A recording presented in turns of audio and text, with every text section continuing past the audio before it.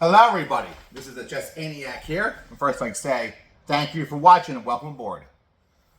Now this video here I'm going to do what I did in my playlist here. I've done 2 of them so far. My analysis and my thoughts of actual games. And see what we can learn from them. From actual games. Now this one's going to be very unusual than the other one I did. Because though this is considered an actual game, but it's not from a chess club, it's not from a tournament. Whether it be state, regional, national, world tournament, or anything like that. It's going to be from a fictional TV series. It was on Netflix called The Queens Gambit. So this is actually a fictional game here, but it's considered an actual game because there's been all kinds of analysis going over thoughts on this. And I'm going to do the same here. See what we can do, what we can learn from it.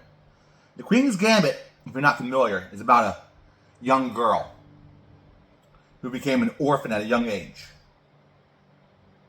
Her name was Beth Harron. Now Beth Harron went to all kinds of foster homes and orphanages, but then this janitor was able to befriend her and able to teach her chess. She got so good at it, and she started winning all kinds of tournaments and stuff like that, even world tournaments. Now Beth Harron, then the last show of the series, goes to Russia to play the Russian champion. His name is Vasily Borgov. I think I said his name right. But anyway, she plays him.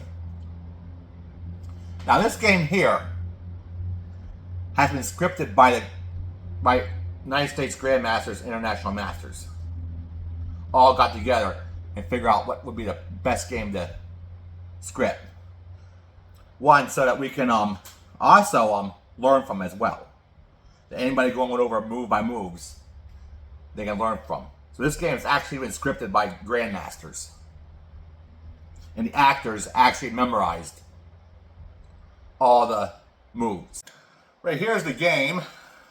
Beth is playing white, which is portrayed by the yellow pieces. And Borgov is playing black, which is portrayed by the black pieces. So let's begin the game.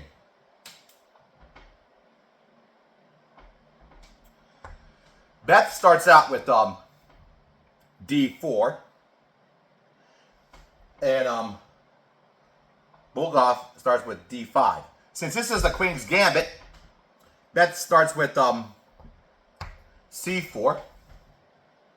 Play the Queen's Gambit.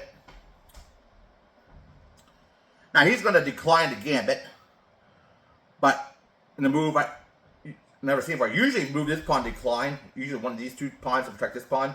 Usually move this pawn, you move pawn here to protect this one, but he moved it here.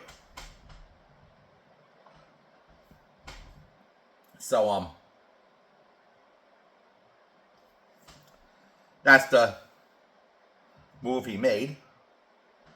I think if Beth takes this one right here, he's going to move his queen out right here.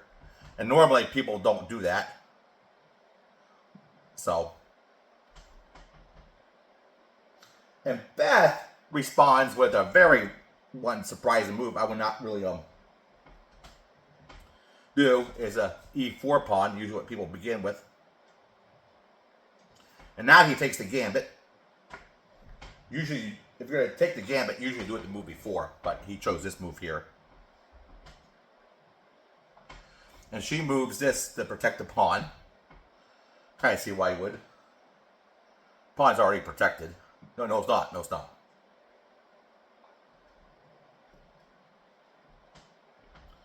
Right here.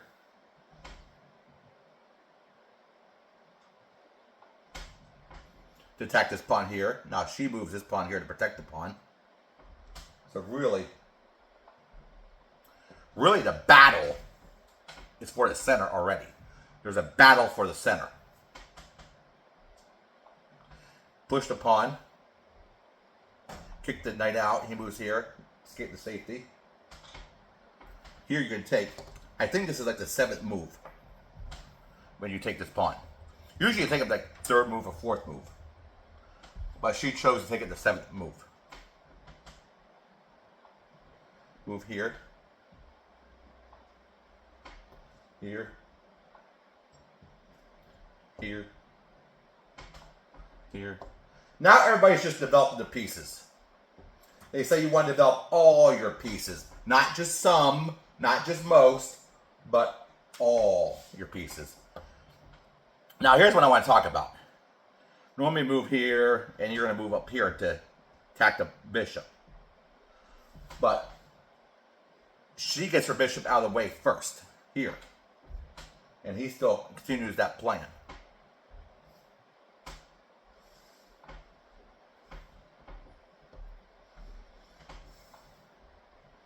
Now they castle kingside.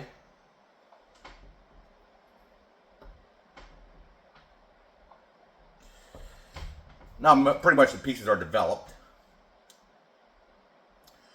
Now it's Beth's turn. Let's look for tactics. Anything she can do. I don't see anything. Like I said, this is scripted by the masters, so they want to keep that to a minimum for some reason. Throughout this game, there's no real tactical moves.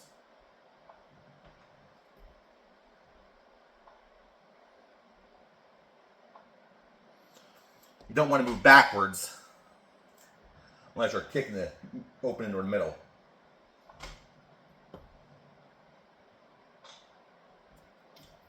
Now trade of pawns. Now she moves here. And he moves here to initiate a trade. So if either rook takes each other, it's going to be a trade.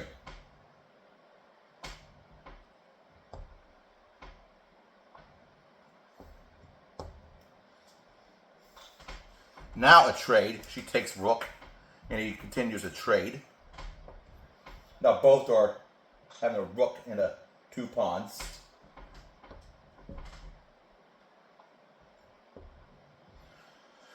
Interesting is now this bishop's pinned to the king. So you can't move bishop. The only way you can move it is to take him, and the queen will take.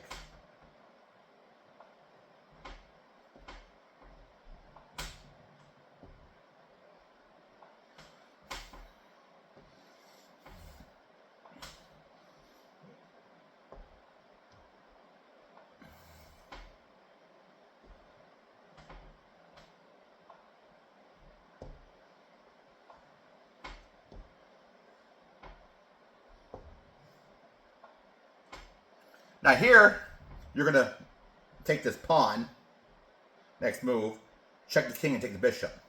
Well, Beth moves his to protect the pawn here. So I guess you can say it's a tactic. And he takes his... And Beth takes back by taking the knight.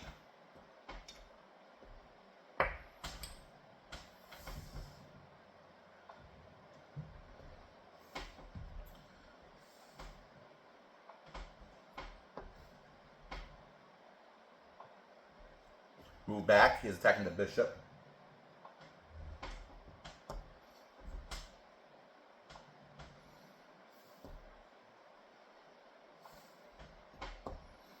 Attacking the pawn. No, even a pawn can make a difference.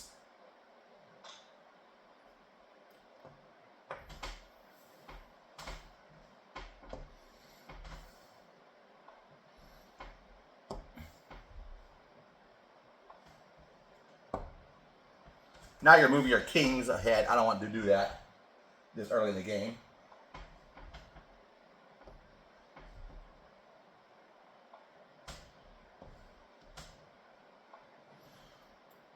There's attack the queen. Moves up here.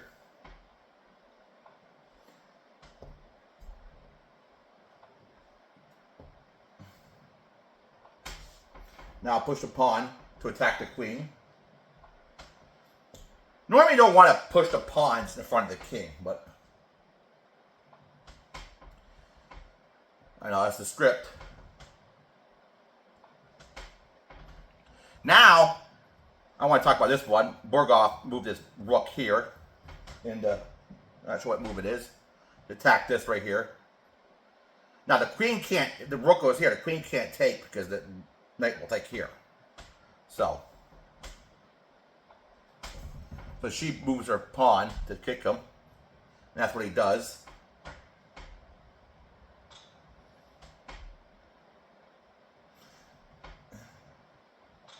And he takes the bishop to attack the rook. Now, I'll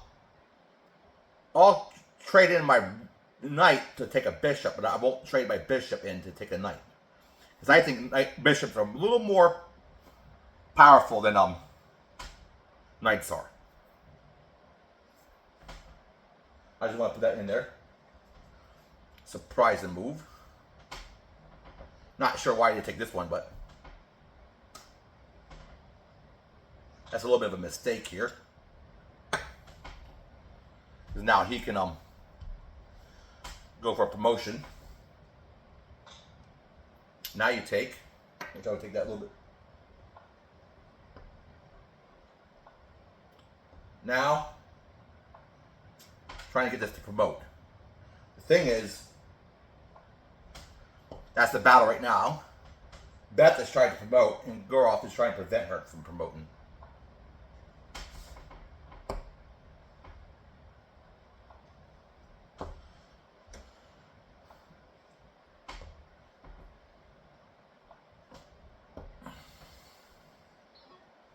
Now she moves to check the king.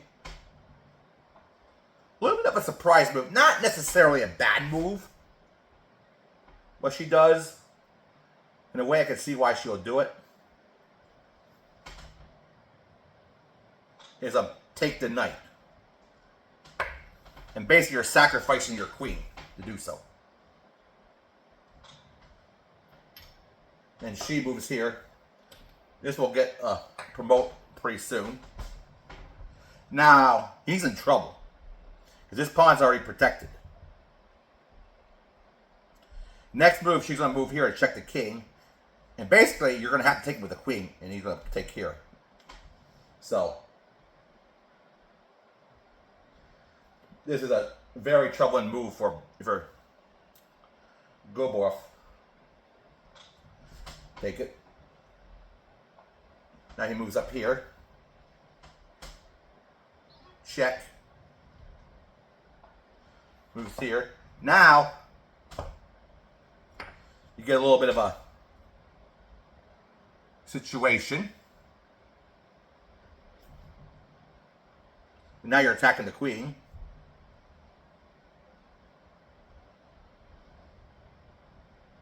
So what he does is moves his rook here. And she moves here. Now this is a blunder what Borgov did. Took this pawn, checks the king here. He lost, not only did he lose his rook, but he basically allowed her to mate.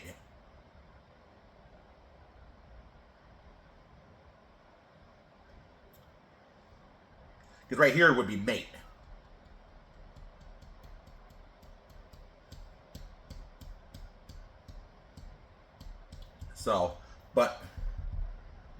So that's inedible coming. So his last move is here. And he moves his here. Out of desperation, he moves here. And then she moves here. And he tips his king to resign the game. And right there it is. The final position of this game here. She wins.